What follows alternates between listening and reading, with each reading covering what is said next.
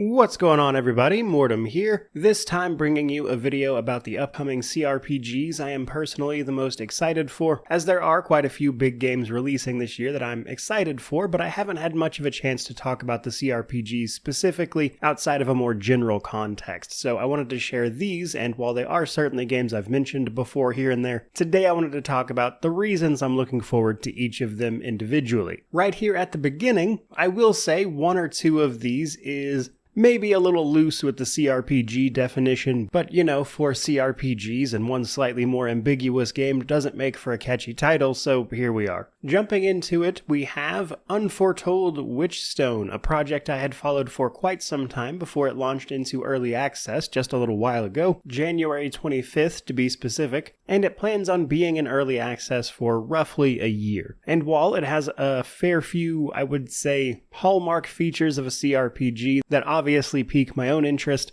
such as choice and consequence, companions, builds, etc. It's even using some Dungeons & Dragons 5th edition basics. But I think what is especially compelling about this title is the more ambitious features it has planned. For instance, its influence system allows you to use your character stats to directly get NPCs, etc. to do specific things, like going and talking to specific people, talking them into handing over everything they've got in their inventory, etc. And they take that system and they combine it with an almost experimental take about not having a set-in-stone main story per se, but rather just general objectives you pursue in a pretty free-form nature, and it certainly has like a main story arc, if you will. But the goals tend to be much more broad, such as fix this very specific problem you have, with the what and how of that being entirely up to you and how you manipulate the influence system I mentioned. So what intrigues me the most about this game, and the reason I'm looking forward to its full launch, is seeing just how far they can push the bounds of that system,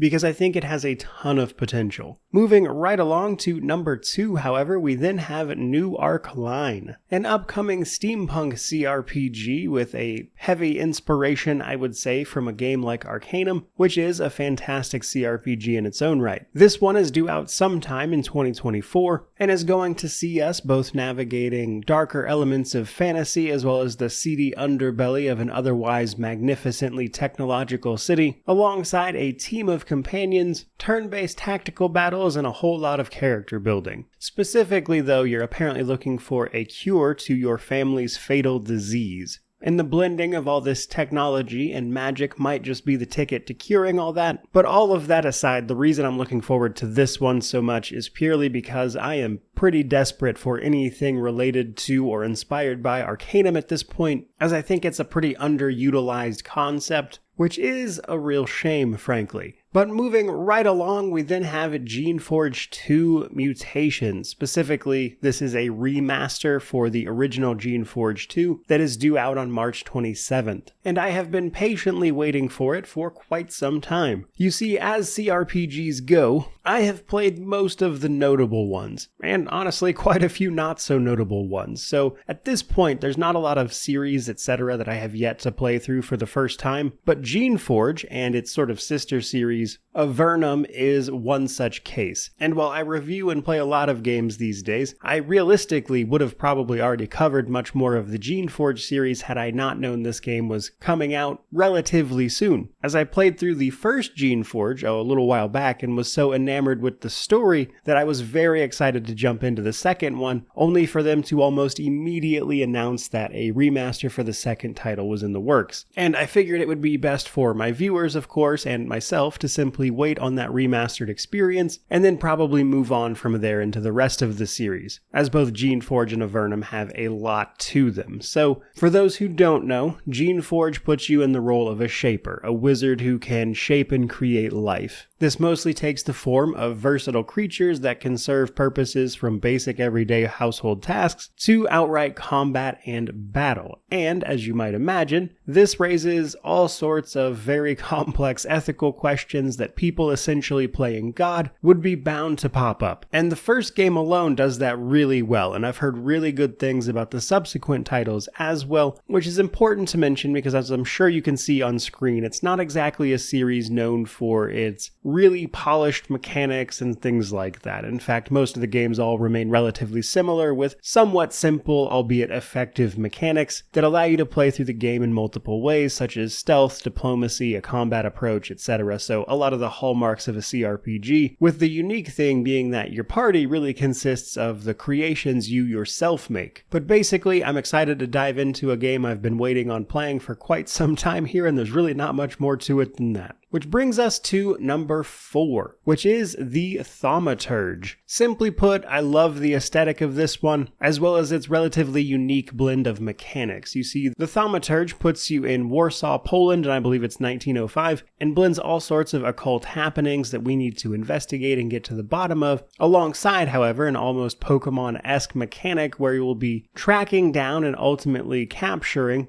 demons who then become our servants and help us continue to investigate paranormal experiences with these things as they attach themselves to other human beings, bringing typically misery and problems wherever they go, which is what we're aiming to get ourselves involved in. And that, alongside the game's choice and consequences, has me excited for it, especially after I got to play a demo of it a while back. And we don't have much longer to wait for it, as this one is due out on February 20th. So we've got things like occult investigations, a choice and consequence filled narrative, incredible atmosphere, and battling bizarre demonic creatures, which is, in my book, looking to be a pretty cool time. Though, just as a quick note on this one, just because I know it's going to get brought up, because you'll likely see it in the combat section here, it looks like the abilities you pick are cards that you're drawing, but that's not the case at all. That rectangular ability display on your turns is literally just that. It shows the abilities available to your character. They are always available. There is no card mechanic, though perhaps a poor choice of UI elements given that the number of people I see asking this question is quite high, and I don't think it's an unreasonable assumption to arrive at given how it looks. But no, this game does not use card mechanics. Though that does bring us to our final entry, a game that was delayed quite a bit actually. It was due out last year, and I mean early last year. Thaumaturge actually got delayed, but not nearly by as much. This, though, is SKALD Against the Black Priory, a throwback RPG, obviously with pixel-based graphics, turn-based battles, and at first glance it might look like it has more in common with a JRPG than a CRPG, but truth be told, I think it blends a lot of those mechanics together to make something a bit unique. These days, however, it is set for a Q2 2024 release, which is roughly May through July, and is a game that promises a dark fantasy world beset by Lovecraftian horrors that we're going to have to navigate through while making substantial choices that affect a branching main story, and all sorts of character customization as we build and outfit our characters, which to me sounds like a really good time, especially because, as you might have figured out by now, I love a good mix of occult elements, especially Cthulhu mythos stuff, into more and more forms of media. So this game sees us shipwrecked on an island where there's obviously something nefarious afoot, and we're doing our best to get to the bottom of it while also simply surviving the situation. But mostly, I'm just really interested to see how well it can blend these mechanics together, because while I think games like this are inherently a little niche, I think SKALD here has potential to be something really special.